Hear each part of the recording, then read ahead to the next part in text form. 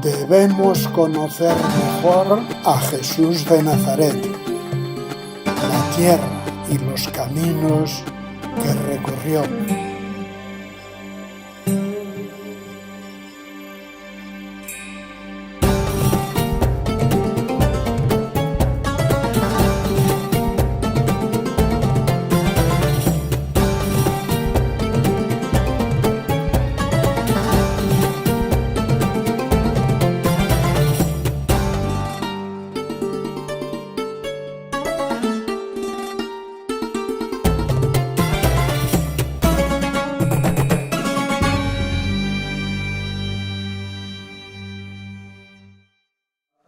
A todos, gracias por escucharme. Estoy aquí fundamentalmente para invitaros a venir a visitar la Tierra Santa, la tierra, entre otros personajes, de Jesús de Nazaret, de Jesucristo. Es una tierra con la cual, donde yo he vivido muchísimos años, ya son 48 años que estoy allí, es una tierra que realmente merece ser visitada. Para nosotros cristianos, la figura fundamental es Jesucristo, Jesús de Nazaret, y precisamente sobre esta figura excepcional he escrito yo un libro que se titula Las rutas de Jesús de Nazaret. Es decir, es como una manera de introducirnos más, de identificarnos más a esta persona que es Jesús de Nazaret, siguiendo sus pasos, siguiendo las numerosas rutas que hizo. En el libro vienen presentadas las más importantes, pero evidentemente hizo muchas más, como podéis imaginaros. Jesús de Nazaret, una persona de este calibre, no es tratado en el libro de una manera, como diría, directamente, estudiando su personalidad, discutiendo si era Dios o no lo era, un montón de cosas que la historia ha tratado.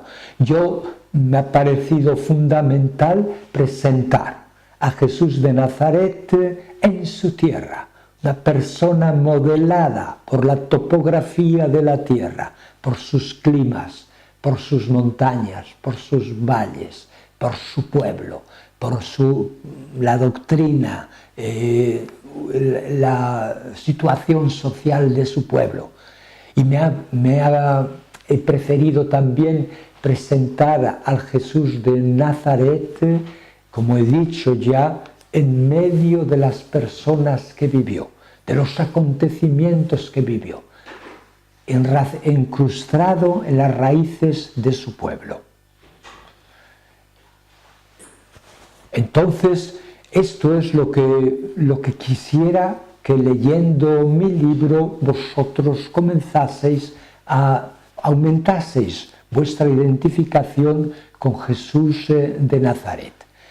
Jesús de Nazaret ha manifestado al máximo una característica muy dentro del pueblo judío, el por qué Dios le eligió. Precisamente le eligió para que fuese la luz de las naciones, la luz del mundo. Ninguna persona como Jesús, hijo del pueblo de Israel, ha potenciado, ha llevado la luz de la doctrina de Israel al mundo como ha hecho Jesús.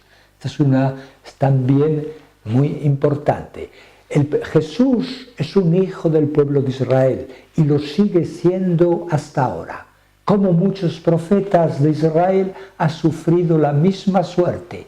No ha sido comprendido, ha sido humillado, ha sido crucificado y muerto. Hoy día, pero, sin embargo, hay muchas personas en Israel que dicen que Jesús es carne de nuestra carne, que dicen cuántos disgustos nos hubiéramos evitado si lo hubiéramos aceptado como uno de nosotros, no precisamente uno como del montón o que sigue las prescripciones de nuestros antepasados sin criticar, sin ponerlas en duda. Una persona muy particular, muy singular. Pero hay una corriente muy importante hoy en Israel que lo ven, es un hermano nuestro, es carne de nuestra carne.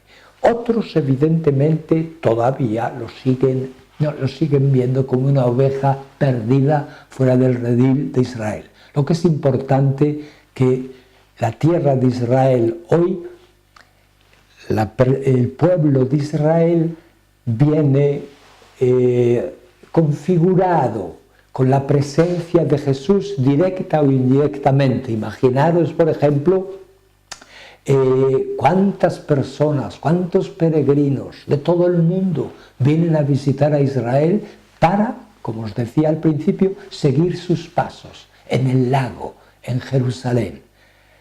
Podéis ver qué resonancia tiene la doctrina de Israel en todo el mundo por medio de Jesús.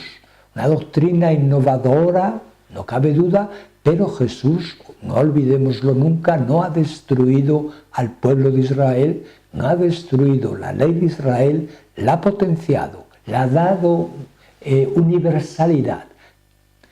Entonces Jesús sigue siendo un hijo genuino del pueblo de Israel y por tanto sois invitados, como digo, a seguir sus pasos, escuchar sus palabras en la tierra de Israel, en medio del pueblo de Israel, escuchando siempre al Dios de Israel, el famoso Shema Israel, escucha Israel, que Jesús lo repetía como buen judío